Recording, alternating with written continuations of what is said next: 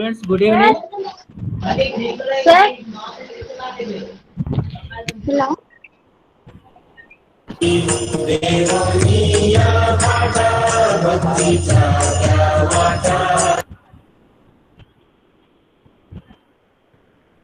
ఏమ్మా అటెండెన్స్ ఉండకొద్ది పెరగాల్సిన పని తగ్గుతుంది. సార్ కాదు సార్, ఇది సుహాసిని సిహెచ్ అనే అకౌంట్ ఎవరిదో తెలియదు సార్, కానీ డైలీ అటెండ్ అవుతున్నారు సార్. అది మావాడిదే అమ్మా, మావాడిది మా మిస్సెస్ది. తన కంప్యూటర్ ఫ్యాకల్టీ మన కాలేజీ. లేదు సార్. ఏమ్మా అది మావాడిదేలే అమ్మా. Okay okay sir, thank you sir. అంటే ఆ పీపీటీ కరెక్ట్ డిస్ప్లే అవుతుందా లేదా తన మొబైల్ కూడా ఎరెస్ట్ చేయించాను. Okay okay sir, okay sir. ఏమ్మా మీతో అటెండెన్స్ కూడా తగ్గిపోతుందమ్మా. మొన్న అంత నేను రాలేదు, నిన్నంత ఇవాళ ఉండకొద్ది పెరగాలి కదా. హలో స్టూడెంట్స్, మీ ఫ్రెండ్స్ కూడా చెప్పి అందరూ లెసన్కి అటెండ్ ఎదుర్కోండి క్లాస్కి. తర్వాత మీకు తెలియట్లప్పుడు ఈ అటెండెన్స్ ఎంత ప్రయారిటీ, ఎంత ఇంపార్టెన్స్ అనేది మీకు. తర్వాత మీకు గవర్నమెంట్ వచ్చే బెనిఫిట్స్ కూడా, స్కాలర్షిప్స్ కానీ, ఆ ఫీజు రియంబర్స్మెంట్ కానీ, అవన్నీ కూడా మీ అటెండెన్స్ మీద ఆధారపడి ఉంటుంది. మీకు తెలియంది కాదు కాబట్టి అది కూడా మీరు ఒకసారి అబ్జర్వ్ చేసి దాన్ని చూడండి అమ్మ. అటెండెన్స్ తర్వాత ఈ క్లాస్ వింటాం, తర్వాత ప్రాక్టీస్ చేయటం, ఏ రోజుకి రోజు చదవటం, అది కూడా కొంచెం చూడండి. తర్వాత ఈరోజు మన క్లాస్ నిన్న ఎక్కడ ఆగామంటే conditions for interference of light అనేది చెప్పుకుంటున్నాం. So today the topic is what are the conditions required to get the interference fringes. కాబట్టి ఇక్కడ ఈ ఇంటర్ఫియరెన్సెస్ ఫామ్ అవటమే కాకుండా అవి బెటర్ క్వాలిటీ, అంటే మనం అబ్జర్వ్ చేయటానికి కానీ, తర్వాత కాంట్రాక్ట్ పర్ఫెక్ట్గా ఉండటానికి కానీ ఎలాంటి కండిషన్స్ రిక్వైర్ అవుతాయి అనేది మనం లాస్ట్ క్లాస్లో స్టార్ట్ చేసాము. అది incomplete. So today the topic is what are the conditions are need for interference of the light. ఇక్కడ మనం ఏంటంటే ఈ కండిషన్ స్టడీ చేయడానికి ఈ కన్వీనియంట్గా దీన్ని 3 పార్ట్స్గా డివైడ్ చేసాము. ఒకటంటే అసలు ఈ ఫ్రింజెస్ ఫామ్ అవ్వాలంటే ఎలాంటి కండిషన్స్ కావాలి, అలాగే ఆ అబ్జర్వేషన్స్ అవి తీసుకోవడానికి కానీ ఎలాంటి కండిషన్స్ అవసరం అవుతాయి, అలాగే ఆ ఫార్మింగ్ కూడా గుడ్ కాంట్రాస్ట్లో ఉండాలంటే ఏ కండిషన్స్ ఫిల్ఫిల్ అవ్వాలి. So the conditions are classified into 3 parts, and the first part is the conditions for sustained interference, and the second step is the conditions for the observation of fringes, and the third one is the last, the conditions for good contrast. ఇది మనకి ఈ conditions కావాలంటే first మనకి ఈ formula ఒకటి తెలిసి ఉండాలి. ఏ formula? ఇదమ్మా. The wavelength of the given source of light, the lambda is equal to beta into 2d by capital D. కాబట్టి నేను ఒకసారి గుర్తు చేశాను, ఆయన ఒకసారి రీకలెక్ట్ చేసుకుందాం. ఇక్కడ మనకి 4 టర్మ్స్ ఉన్నాయి.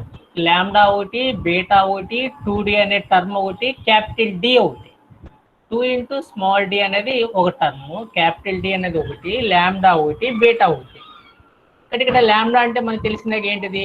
It is symbol for the wavelength. కాబట్టి ఈ లాంబ్డా అనేది మన ఇచ్చిన సోర్స్ యొక్క మోనోక్రోమాటిక్ సోర్స్ యొక్క వేవ్ లెంగ్త్.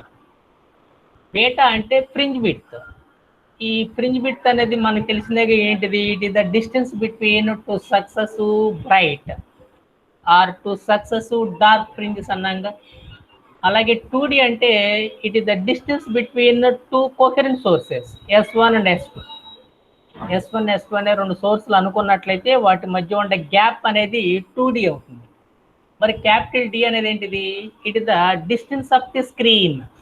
స్క్రీన్ అన్న అనొచ్చు, లేకపోతే ఐపీస్ అన్న అనొచ్చు. స్క్రీన్ ఉన్నట్లయితే దాని మీద ఫ్రింజెస్ ఫామ్ అవుతాయి, ఐపీస్ ఉన్నట్లయితే మనం అబ్జర్వ్ చేయడానికి, చూడటానికి ఉపయోగపడుతున్నాం.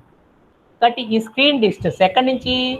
కోహరెంట్ సోర్స్ S1, S2 నుంచి ఈ స్క్రీన్, లేకపోతే S1, S2 నుంచి ఐపీస్ యొక్క మధ్య దూరం క్యాపిటల్ డి అవుతాం ఇది. So the wave length of the given monochromatic source is equal to beta into 2d by dm, where beta is equal to fringe width, lambda is equal to wavelength of the given source, and 2d is equal to the distance between S1 and S2, and capital D is equal to distance between the screen or the eyepiece and the coherent sources S1 and S2. కాబట్టి ఇందులో మనకి ల్యాండా left side ఉంది, ఇక్కడ బేటా left side తెచ్చాం మనకి ఏమవుద్దాం, బేటా left side తీసుకొస్తే ఈ ఫార్ములా ఎలా మార్చుకోవచ్చు మనం, lambda into capital D by 2d అవుతుంది. So suppose there is a need up to the fringe width, then the term beta is equal to lambda capital D divided by 2d. కాబట్టి దీన్ని బట్టి మనం ఏం చెప్పచ్చు, బేటా అనేది లెఫ్ట్ సైడ్ తీసుకున్నట్లయితే ల్యాండా డి బై 2d అనేది ఎక్కడ ఉండేది, denominator. So 2d and the beta both are inversely relation.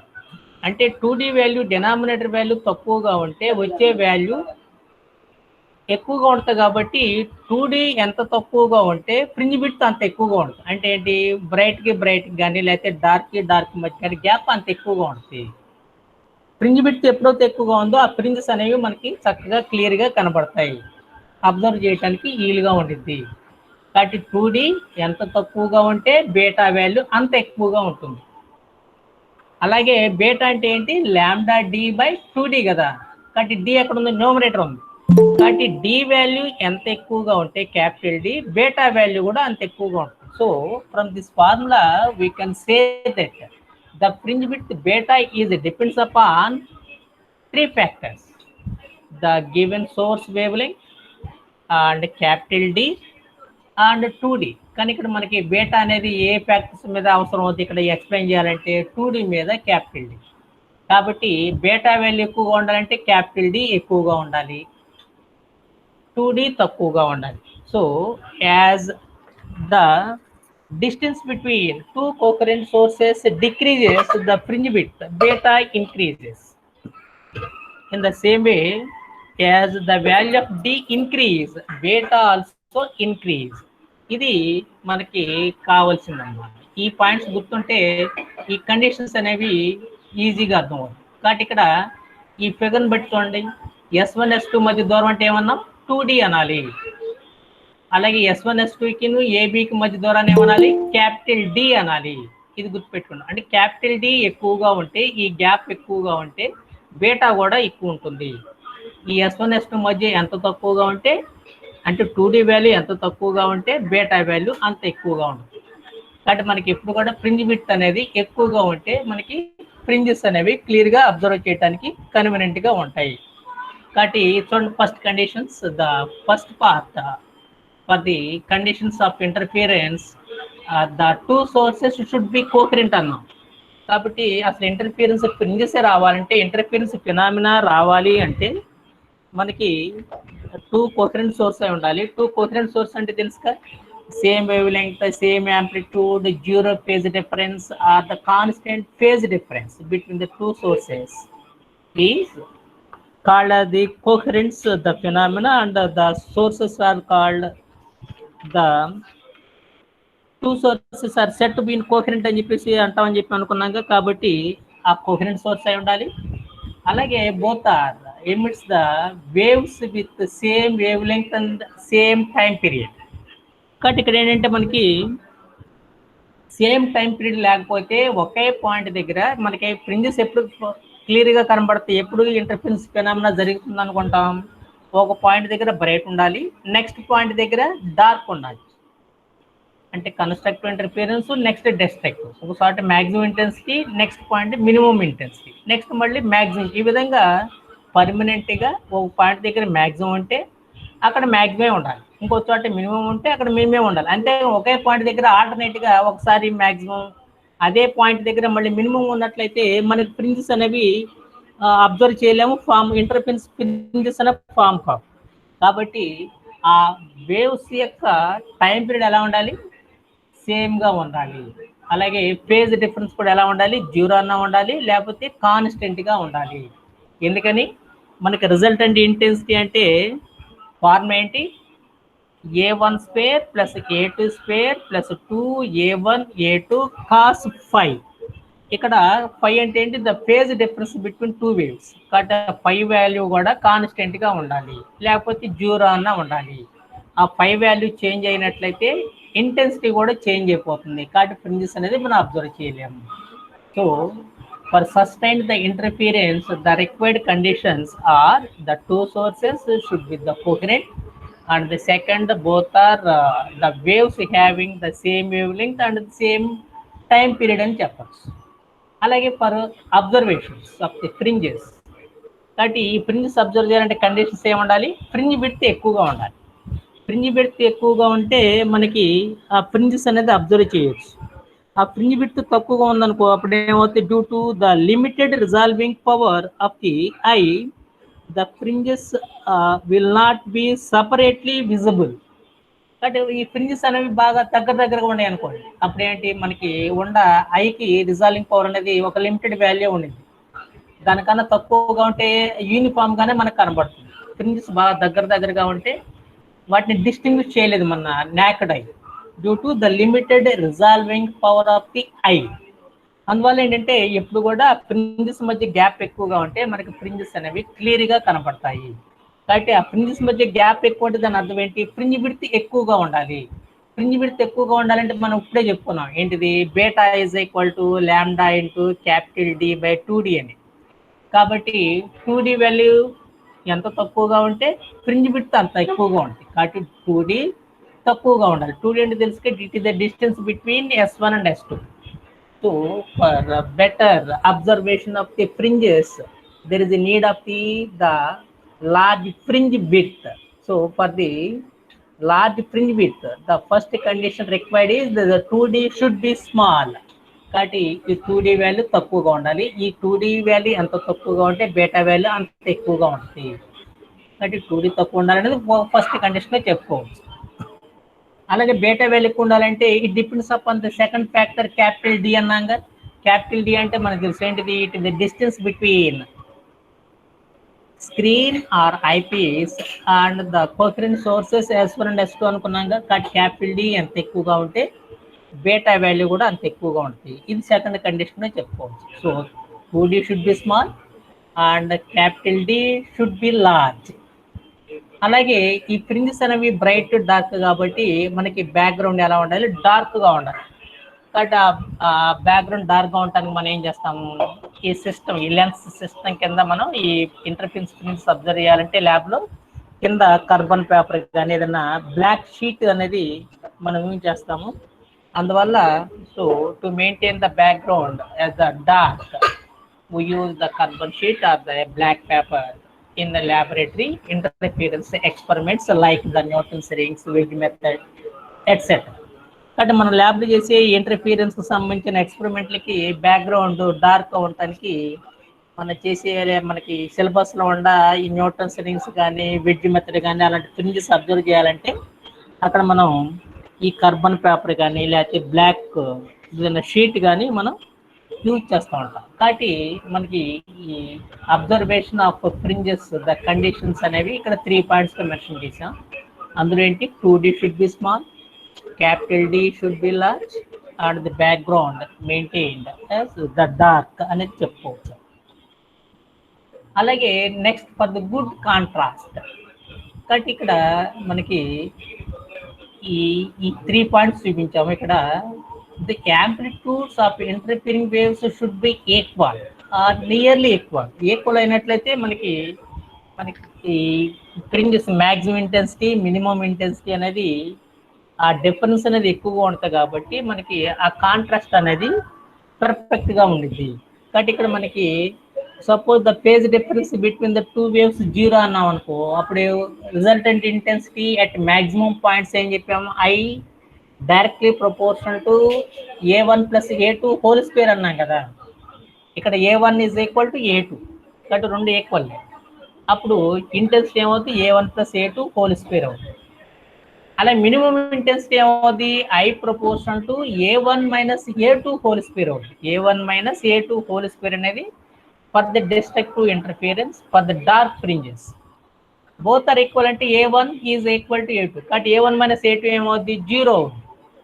అంటే మినిమం ఇంటెన్సిటీ డార్క్ ఫ్రింజెస్ అంటే కంప్లీట్ డార్క్, అలాగే bright fringes maximum bright. Bright fringes ఏమో మ్యాక్సిమం బ్రైట్గా ఉంటాయి, మ్యాక్సిమం ఇంటెన్సిటీ. అదే డార్క్ ఫ్రింజెస్ అయితే మినిమం ఇంటెన్సిటీ కాబట్టి అక్కడ కంప్లీట్ జీరో, కాబట్టి ఈ మినిమం ఇంటెన్సిటీ మ్యాక్సిమం ఇంటెన్సిటీ మధ్య గ్యాప్ ఎక్కువ కాబట్టి కాంట్రాస్ట్ అనేది పర్ఫెక్ట్ గా ఉంటుంది.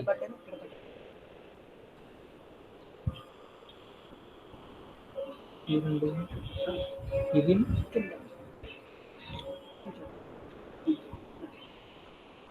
So for the good contrast,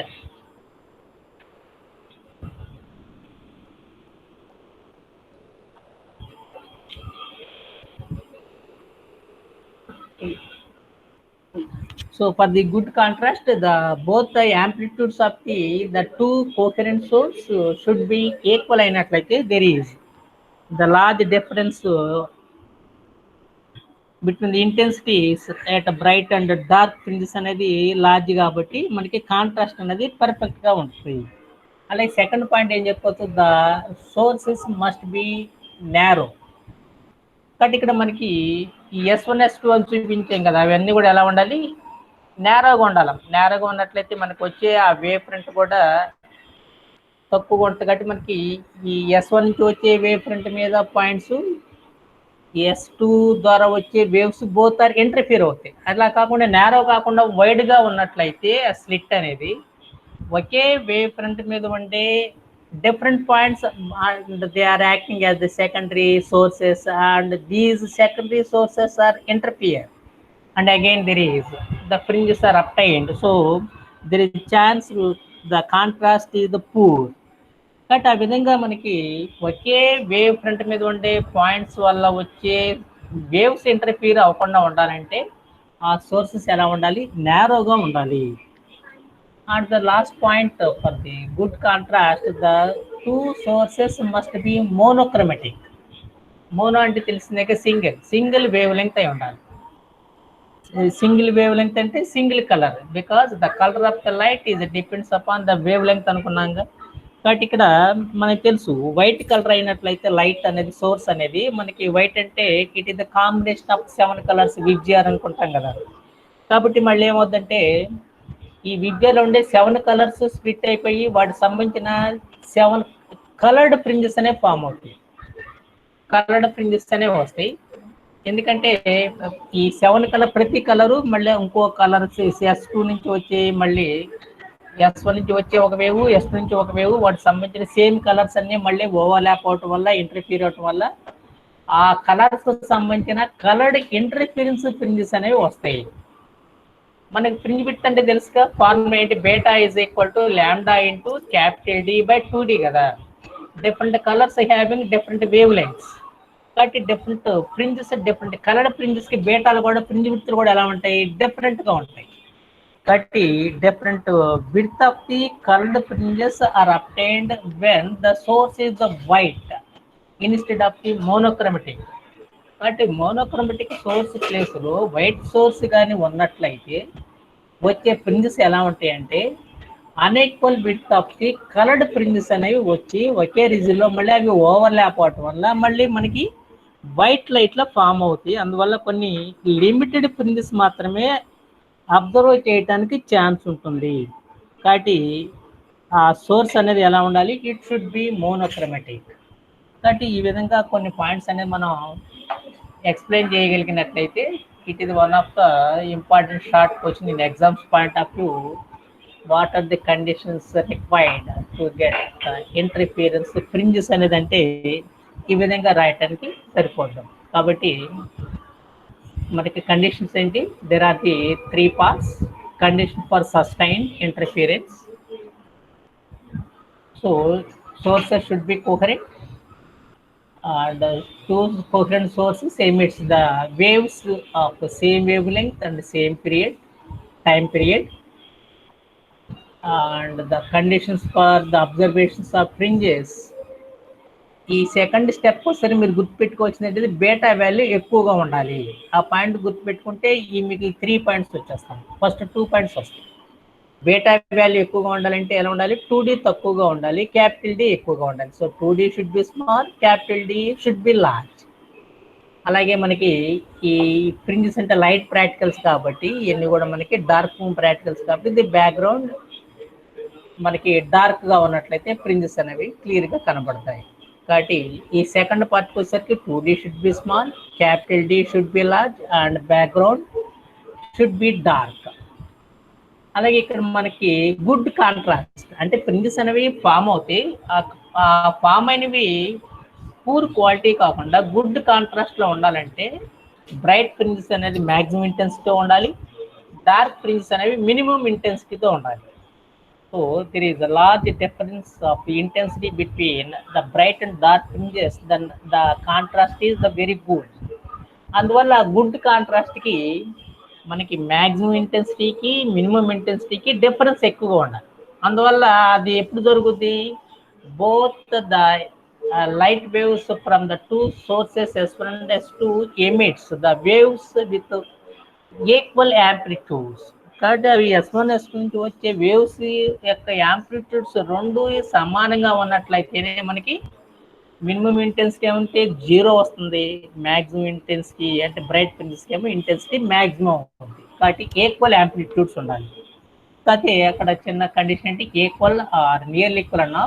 కాబట్టి గుడ్ కాంట్రాస్ట్ ఉండాలంటే మాత్రం రెండు కూడా ఈక్వల్గా ఉంటే ఇంకా బెటర్ ఫ్రింజెస్ అనేవి ఫామ్ అవుతాయి. అలాగే మనకి ఈ secondary wavelets, secondary source fringes అనేవి రాకుండా ఉండాలంటే the two sources should be narrow. అలాగే లాస్ట్ పాయింట్ ఏంటి?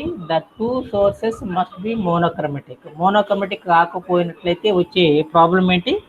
కలర్స్ డిఫరెంట్ బిట్స్ ఫ్రింజెస్ వస్తాయి. మళ్ళీ అవన్నీ కూడా డిఫరెంట్ బిట్స్లో మళ్ళీ ఒకదానికొకటి ఓవర్లాప్ అవటం వల్ల మనకి white light limited fringes, coloured fringes అనేవి వస్తాయి. కాబట్టి కాంట్రాస్ట్ అనేది తగ్గుద్ది. కాబట్టి కాంట్రాస్ట్ పర్ఫెక్ట్గా ఉండాలంటే ద సోర్స్ షుడ్ బి మోనోక్రమెటిక్ అని ఉండాలి. ఇది condition for interference of light. ఇది ఎగ్జామ్స్ పాయింట్ ఆఫ్ వ్యూలో మనకి షార్ట్ క్వశ్చన్గా ఎక్కువగా అడుగుతుంటారు. కాబట్టి ఇప్పుడు వరకు మనకి అయిన ఏంటంటే ఈ సూపర్ పొజిషన్ ప్రిన్సిపల్ అంటే ఏంటి, తర్వాత కోహిరెన్స్ అంటే ఏంటి, ఇంటర్ఫియరెన్స్ అంటే ఏంటి, అలాగే ఇంటర్ఫియరెన్స్ ప్రిన్సిపల్ ఫామ్ అవ్వాలంటే కావాల్సిన కండిషన్స్. తర్వాత నెక్స్ట్ టాపిక్ ఏంటంటే determination of the wavelength. కాబట్టి దీని ఒక అంటే దీన్ని అప్లికేషన్స్ ఆఫ్ ఇంటర్ఫియరెన్స్గా చెప్పుకోవచ్చు మనం.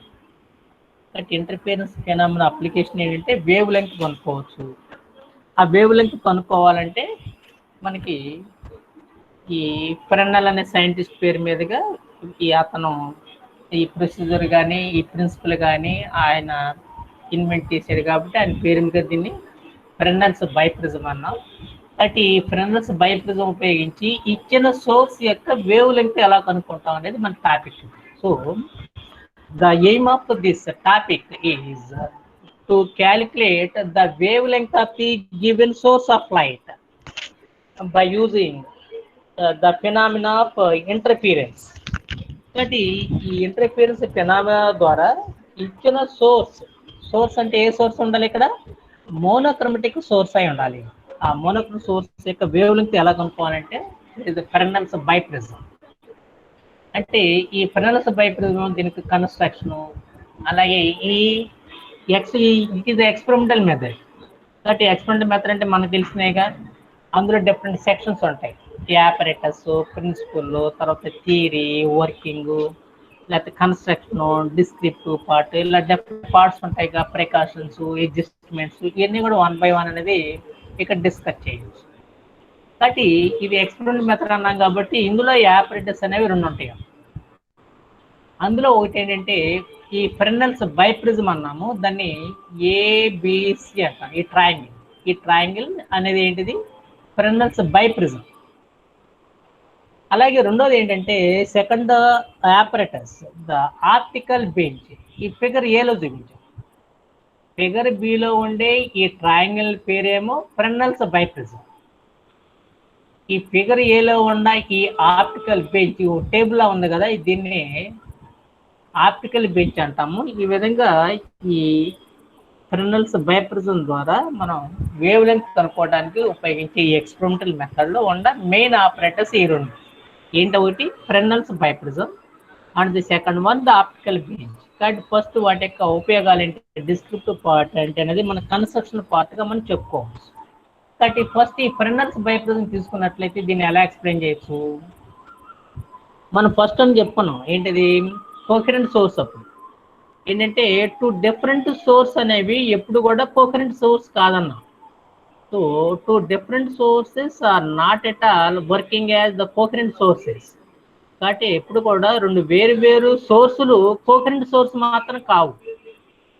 ఎందుకని వాటి మధ్య ఉండే ఫ్రీక్వెన్సీ కానీ ఫేజ్ కానీ కంటిన్యూస్గా చేంజ్ అయిపోతూ ఉంటుంది. Even both are having the same wave length, same amplitude. అది ఏంటనేది నిన్న చెప్పుకున్నాం లాస్ట్ క్లాస్లో. కాబట్టి ఆ ప్రాబ్లం లేకుండా కోహరెంట్ సోర్స్ ఫార్మ్ చేయాలంటే మనకి ఈ ఏబిసి అనే ప్రిజం అనేది ఉపయోగపడుతుంది. ఏబిసి అనేదాన్ని ప్రిజం అనాలి. ఏ ప్రిజం అది, ఫ్రెనెల్స్ బై ప్రిజం అంటాం. బై అంటే 2 అని తెలుసుగా. కాబట్టి ఇక్కడ 2 అనేది ఏముంది, ఏబిసి అనే దాన్ని మధ్యలో ఒక లైన్ బీడి. కాబట్టి బీడి అనేది ఎక్కడ ఉంది, కరెక్ట్ సెంటర్లో ఉంది కదా. కాబట్టి పై పార్ట్ ఏంటి, ఏబిడి ఒకటి, కింద పార్ట్ ఏంటి, బిసిడి ఒకటి. కాబట్టి ఇక్కడ 2 thin prisms are joined base to base అన్నాడు. కాబట్టి ఇక్కడ ఈ 2 థిన్ ప్రిజమ్స్ పేర్లు ఏంటి అవి, అది మొత్తం ట్రయాంగిల్ ఏబిసి, దాన్ని ఫ్రెనెల్స్ బైప్రిజం అంటాము. ఈ ట్రయాంగిల్ ఎలా ఫామ్ అవుద్ది, ఏబిడి అనేది ఒక థిన్ ప్రిజము, బిసిడి అనేది ఒక థిన్ ప్రిజం. ఈ రెండు జాయింట్ చేస్తారు. So the Fresnel's biprism is a combination of 2 thin prisms. One is ABD and other one is BCD. రెండు థిన్ ప్రిజాల్ని జాయిన్ చేస్తే వచ్చేదే ఫ్రెనెల్స్ బైప్రిజం. ఆ రెండు థిన్ ప్రిజాలు ఎలా జాయిన్ చేయాలి, ఇక్కడ మనకు తెలుసుగా ఏబిసి అని ఒక ట్రయాంగిల్ అన్నాగా. ఏబిసి అని ఒక ట్రయాంగిల్ అంటే ఒక ట్రయాంగిల్లో మొత్తం యాంగిల్ అంతా మీకు తెలుసు ఎంత, 180 degrees ఉంటాం, 180 degree. So we know that the sum of the 3 angles in a triangle is 180 degree. కాబట్టి ఇక్కడ ఈ బి దగ్గర ఉండే యాంగిల్ ఆబ్ట్యూజ్ యాంగిల్ అంటాం, O B T U S C. Obtuse angle it is around 179 degree, 179 డిగ్రీలు ఉంటాయి అన్న ఇక్కడ, 179. కాబట్టి బి దగ్గర చాలా ఎక్కువ యాంగిల్ ఉంటుంది, 179 ఉంటుంది. అలా మొత్తం ట్రయాంగిల్లోనే ఉండేది ఎంత, 180. ఇంకా మిగతా ఎంత డిగ్రీ మిగిలింది, 1 degree. 1 degreeని 2 సగాలు చేస్తే ఎంత, హాఫ్ డిగ్రీ కదా. కాబట్టి ఏ దగ్గర హాఫ్ డిగ్రీ ఉండేది, సి దగ్గర హాఫ్ డిగ్రీ ఉండేది. 1 degree అంటే 60 minutes కదా. కాబట్టి ఏ దగ్గర 30 minutes, సి దగ్గర 30 minutes. మినిట్ అంటే తెలిసిన సింబల్ డాష్ అంటాం, 1 dash అంటే 1 minute, 30 minutes అంటే 30 dash, ఇలా రాస్తాం కదా. కాబట్టి ఈ ఫ్రెనెల్స్ బైప్రిజం డిస్క్రిప్టివ్ పార్ట్లో మనం ఏం రాయాలి, ఈ ఫ్రెనెల్స్ బైప్రిజం అనేది 2 థిన్ ప్రిజమ్స్ జాయిన్ చేస్తే ఫామ్ అవుతుంది. ఏ విధంగా జాయిన్ చేయాలి, బి దగ్గర యాంగిల్ ఏమో 179 degrees ఉండాలి, ఏ దగ్గర యాంగిల్ ఏమో హాఫ్ డిగ్రీ ఉండాలి, సి దగ్గర యాంగిల్ కూడా హాఫ్ డిగ్రీ ఉండాలి. So the Fresnel biprism is combination of 2 thin prisms ABD and BCD are joined such that at B the angle is 179 degree and the other 2 degrees at A and at C half degree each. అలాగే దీని main function ఏంటి, దీని దేనికి ఉపయోగపడుతుంది ఫ్రెనెల్ biprism అనేది, ఇది 2 coherent source అనేది మరి ఫామ్ చేయడానికి ఫ్రెనెల్ బైప్రిజం అనేది ఉపయోగపడుతుంది. So the working, the action of the Fresnel biprism is it is useful to give 2 coherent sources S1 and S2. కాబట్టి S1 S2 కోహరెంట్ సోర్స్ని అది ఫామ్ చేయడానికి ఈ ఫ్రెనెల్ బైప్రిజం అనేది ఉపయోగపడుతుంది. అది ఎట్లా, మనకి ఇక్కడ చూడండి, ఫిగర్ చూడండి, ఈ ఎస్ అనేది ఏంటిది? It is a real source. S అనేది ఏంటిది? Real source. కాబట్టి ఈ సోర్స్ నుంచి లైట్ రేస్ వస్తాయిగా, వస్తే దేని మీద పడుతున్నాయి? ఏబిసి అనేది ఏం పేరు పెట్టిన దానికి? ఫ్రెనెల్స్ బైప్రిజం అన్నాగా. కాబట్టి ఈ ఫ్రెనెల్స్ బైప్రిజం అంటే ఏంటి? 2 పార్ట్స్ కదా. అప్పర్ పార్ట్ ఏమో ఏబిడి, లోయర్ పార్ట్ ఏమో బిసిడి. కాబట్టి ఈ అప్పర్ పార్ట్ ద్వారా వచ్చే లైట్ రేస్ అంటే రిఫ్రాక్ట్ అవుతాయిగా.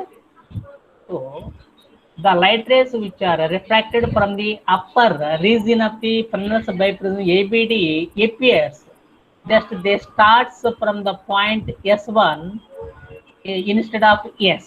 యాక్చువల్గా రేస్ ఎక్కడి నుంచి స్టార్ట్ అవుతున్నాయి? ఎస్ దగ్గర నుంచి స్టార్ట్ అవుతుంది. కానీ ఈ ఏబిడి అప్పర్ పార్ట్ ఉన్న ఫ్రెనెల్స్ బైప్రిజం దాని ద్వారా రిఫ్రాక్ట్ అయిన రేసు బయటకు వచ్చేటప్పుడు మనం ఈ సైడ్ నుంచి అబ్జర్వ్ చేసినట్లయితే అవి ఎస్ నుంచి కాకుండా ఎక్కడి నుంచి బయలుదేరినట్టు కనబడతాయి? మనకి S1 నుంచి స్టార్ట్ అయినట్లు కనబడతాయి. కానీ S1 అనేది లేదు యాక్చువల్గా, కానీ మనకు అక్కడి నుంచి స్టార్ట్ అయినట్లు అనిపిస్తుంది. అందుకని ఇక్కడ డాటెడ్ లైన్స్ చూపించాం. అలాగే the lower part of the Fresnel's biprism which is denoted by BCD.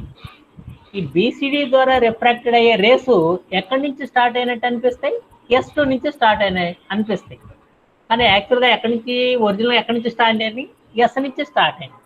అంటే యాక్చువల్గా ఇక్కడ S1 లేదు, S2 లేదు, కానీ మనకి అలా కనబడుతూ ఉంటాయి ఇటు నుంచి అబ్జర్వ్ చేస్తే. కాబట్టి S1 S2 అని ఏమనాలి? Virtual sources, VIRTUAL, virtual sources అంటాం. కాబట్టి S1 S2 అనేది యాక్చువల్గా లేవు. కాబట్టి ఆ విధంగా S1 S2 ఉండేటట్టు చేయడానికి ఉపయోగపడేదే ఈ Fresnel's biprism. So what is the advantage of the Fresnel's biprism? ఏం చేస్తుంది దీని పని ఏంటి? The working of the Fresnel's biprism or its action is gives 2 virtual sources S1 and S2. ఈ S1 S2 మధ్య ద్వారాన్ని 2D అంటాం, ఈ ఫిగర్లో చూపించినట్టు. అలాగే క్యాపిటల్ డి అంటే ఏంటి? ఈ ఐపీస్. అలాగే S1 S2 మధ్య ద్వారాన్ని క్యాపిటల్ డి అంటాం. కాబట్టి ఈ ఫస్ట్ పార్ట్లో మనం చెప్పుకుంది బైప్రిజం. సో ఈ బైప్రిజం అనేది it is the combination of the 2 thin prisms. 2 thin prisms అంటే 2 యాక్యూట్ ప్రిజమ్స్, ACUT. అలాగే ఎట్ యాంగిల్ బి ఎంత అన్నాం? 179 డిగ్రీ అన్నాగా. కాబట్టి అదర్ 2 degrees ఎంత ఉంటాయి? 30 minutes each, at ½ degree each. అలా ఇక్కడ బోల్డ్ ఎట్లా చూపించింది? The function of the action of the biprism ఇది ప్రొడ్యూస్ 2 coherent images. కాబట్టి ఇందులో గుర్తుపెట్టుకోవాల్సిన ఏంటిది? Biprism is the combination of 2 acute or 2 thin prisms, and 2 thin prisms are joined or connected so that at B the angle is 179 degree and other 2 degrees are ½ degree each, and the action of the biprism is it produces 2 coherent sources అనేది గుర్తుపెట్టుకోండి. ఇది biprism. అదేంటి అనేది మనం ఇందులో చూపించే figure below చూపించాం. అలాగే second operators, that is the optical bench. ఈ ఆప్టికల్ బెంచ్ అనేది ఒకసారి చూడండి. ఇది ఒక bench. It has the long base of the strong steel bar, nearly 2 meters in length, and there is a leveling screws at the base part, at the bottom of the optical bench, and there are the 4 stands, 1 2 3 4 stands, STANDS, or 4 uprights, UPRIGHTS, 4 uprights or stands, or supports, SUPPORTS, ఏదైనా అనొచ్చు. కాబట్టి ఈ second operators అనేది మనం ఈ optical bench అనేది తీసుకోవచ్చు. ఈ ఆప్టికల్ బెంచ్ అనేది ఎలా ఎక్స్ప్లెయిన్ చేయొచ్చు? దీనికి డిస్క్రిప్టివ్ పార్ట్ కానీ దీని కన్స్ట్రక్షన్ పార్ట్ కానీ, ఇది ఒక స్ట్రాంగ్ స్టీల్ బార్తో తయారు చేయబడి ఉంటుంది. స్టీల్తో సుమారుగా 2 మీటర్స్ లెంగ్త్ ఉంటుంది. అలా దాని కింద లెవెలింగ్ స్క్రూస్ అనేవి ఉంటాయి. ఈ లెవెలింగ్ స్క్రూస్ అనేవి మీకు తెలిసిందేగా, ఏంటిది మీరు ల్యాబ్లో కొన్ని ఫస్ట్ ఇయర్లో చేసి ఉంటారు, ఫస్ట్ సెమ్ సెకండ్ సెమ్లో. సర్ఫేస్ టెన్షన్ ప్రాక్టికల్ కానీ, లేకపోతే యూనిఫామ్ బెండింగ్ కానీ, నాన్ యూనిఫామ్ బెండింగ్ కానీ, ది ట్రావెలింగ్ మైక్రోస్కోప్ బేస్, దాని కింద లెవెలింగ్ స్క్రూస్ అనేవి ఉంటాయి. అలాగే స్పెక్ట్రోమీటర్ కానీ, అంటే ఆ బేస్ అనేది హార్జెంటల్గా ఉంచడానికి అడ్జస్ట్ చేసుకోవచ్చు బేస్లో. అలాగే ఇక్కడ కూడా ఈ ఆర్టికల్ బెంచ్ అనేది హార్జెంటల్గా ఉండాలి కాబట్టి ఈ ఆర్టికల్ బెంచ్ అడుగున ఈ లెవెలింగ్ స్క్రూస్ అనేవి ఉంటాయి. అలాగే ఆర్టికల్ బెంచ్కి లెంగ్త్ సుమారుగా ఎంత ఉంటుందని చెప్పి 2 మీటర్స్ ఉంటుంది. అలాగే ఈ ఆర్టికల్ బెంచ్ మీద 4 స్టాండ్లు ఉంటాయి. ఈ స్టాండ్కి ఇంకో పేరు ఏంటంటే సపోర్ట్స్ అనొచ్చు, లేకపోతే అప్రైట్స్ అనొచ్చు. మొత్తం ఎన్ని స్టాండ్లు ఉంటాయి? 4 ఉంటాయి.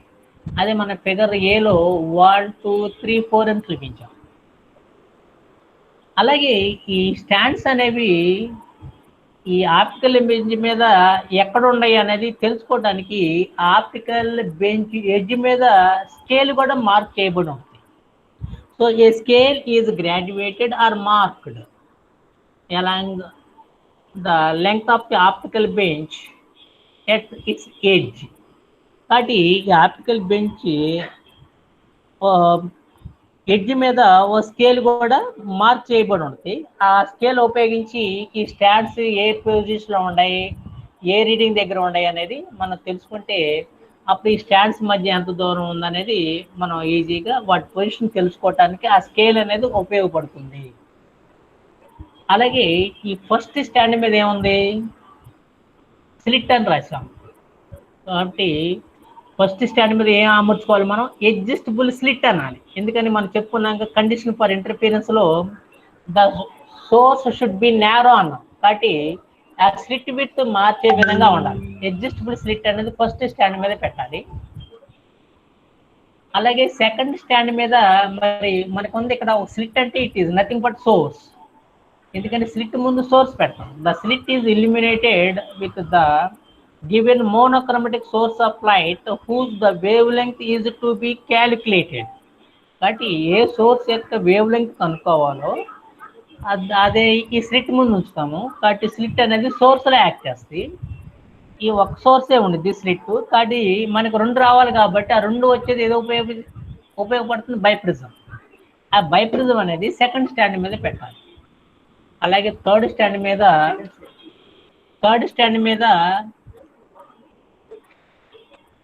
లెన్స్ అనేది ఉంచుతాము. ఈ ఎక్స్పెరిమెంట్ అనేది మనం 2 పార్ట్స్గా డివైడ్ చేయొచ్చు. మనకు ఫస్ట్ పార్ట్లో ఈ లెన్స్ అనేది అవసరం లేదు కాబట్టి థర్డ్ స్టాండ్ అవసరం లేదు, మనకి సెకండ్ పార్ట్లో ఉపయోగం. అలాగే లాస్ట్ స్టాండ్ ఫోర్త్ స్టాండ్ మీద ఐపీస్ అనేది అమర్చుతాం. ఈ ఐపీస్ దేనికి ఉపయోగపడుతుంది? మన ఫ్రింజెస్ అనేది అబ్జర్వ్ చేయడానికి. అలా ఇక్కడ ఫ్రింజ్ బిట్ బేటా కూడా కావాలి కాబట్టి ఆ ఫ్రింజ్ బిట్ తెలుసుకోవాలంటే రీడింగ్స్ కావాలి కాబట్టి రీడింగ్స్ తీయటానికి కూడా ఈ ఐపీఎస్ అనేది ఉపయోగపడుతుంది. కాబట్టి రీడింగ్స్ తీసేదాన్ని ఏమంటారు? మీటర్ అంటాం. కాబట్టి ఇక్కడ ఈ ఐపీఎస్ని మైక్రోమీటర్ ఐపీఎస్ అంటాం. కాబట్టి ఈ ఆప్టికల్ బెంచ్ ఇక్కడ డిస్క్రిప్టివ్ పార్ట్ అంటే మనం ఏం చెప్పచ్చు? The optical bench has a long base around 2 meters in length and there is 4 leveling screws at the base and the scale is marked at the edge of the optical bench and there are 4 stands on optical bench and the first stand is useful to mount the adjustable slit and the first stand placed at one end of the optical bench and the second stand there is a frame on the second stand and the biprism is fitted in the frame of the second stand and the suitable focal length of the convex lens is placed on the third stand and to observe and to take the readings of the fringe bit. The micrometer eyepiece is useful and it is mounted on the last fourth stand. కాబట్టి ఈ విధంగా మనం ఈ optical బెంచ్ని కూడా మనం construction పార్ట్గా చెప్పుకోవచ్చు. కాబట్టి మనకి ఈ determination of the wavelength of the given monochromatic source of light like sodium vapour ల్యాంప్లో మనం ఉపయోగించే ఆపరేటర్స్ రెండు, ఒకటి బైప్రిజం, ఇంకోటి ఆప్టికల్ బెంచ్. కాబట్టి ఈ రోజు క్లాస్లో మనం నేర్చుకుంది ఏంటి, ఈ condition for interference of light అనేది ఒకటి నేర్చుకున్నాం. అలాగే మనం ఈ determination of the wave length అనేది ఈ ఎక్స్పెరిమెంట్ మెథడ్ కాబట్టి ఇందులో డిఫరెంట్ పార్ట్స్ లా మనం డివైడ్ చేసుకున్నట్లయితే operators and the descriptive construction and the working adjustments and precautions, ఇట్లా మనం ఆ డిస్క్రిప్టివ్ పార్ట్ అనేది కూడా ఈరోజు కంప్లీట్ చేసుకుంటాం. నెక్స్ట్ క్లాస్లో ఏంటంటే ఈ ఆప్టికల్ బెంచ్, బైప్రిజం, ఈ అడ్జస్ట్మెంట్స్ ఏ విధంగా చేస్తే మనకి ఈ ఇందాక మనం చెప్పుకున్నట్టు sustained fringes and observation fringes and good contrast ఇవన్నీ పర్ఫెక్ట్గా ఉంటే మనకి బెటర్ ఫ్రింజెస్ వస్తాయి. కాబట్టి ఆ విధంగా రావాలంటే ఈ ఆప్టికల్ బెంచ్ అడ్జస్ట్మెంట్ ఏ విధంగా చేయాలి, ఆ వచ్చిన ఫ్రింజెస్ మధ్య గ్యాప్ ఎలా కొలవాలి, తర్వాత ఈ రీడింగ్స్ అన్ని తీసుకొచ్చి మనకి ఇందర ఫార్ములా గుర్తుందిగా, ఏ ఫార్ములా అది, lambda is equal to beta into 2d/d ఇందులో సబ్స్టిట్యూట్ చేస్తే అప్పుడు వచ్చే విలువ ఏమవుద్దంటే ఇచ్చిన సోర్స్ యొక్క వేవ్ లెంగ్త్ అవుద్ది. So and from this experimental method we calculate different factors like beta, 2d and capital D, and these values are put in the formula lambda is equal to beta into 2d/d, then it gives the wavelength of the given monochromatic source of light. ఇది ఎలాగనేది మనం next క్లాస్లో నేర్చుకున్నాం. Thank you. అమ్మా ఇది ఈరోజు మనం నేర్చుకునే క్లాసులో ఇదమ్మా ఈ ఫ్రెండల్స్ బైప్రిజం ఉపయోగించి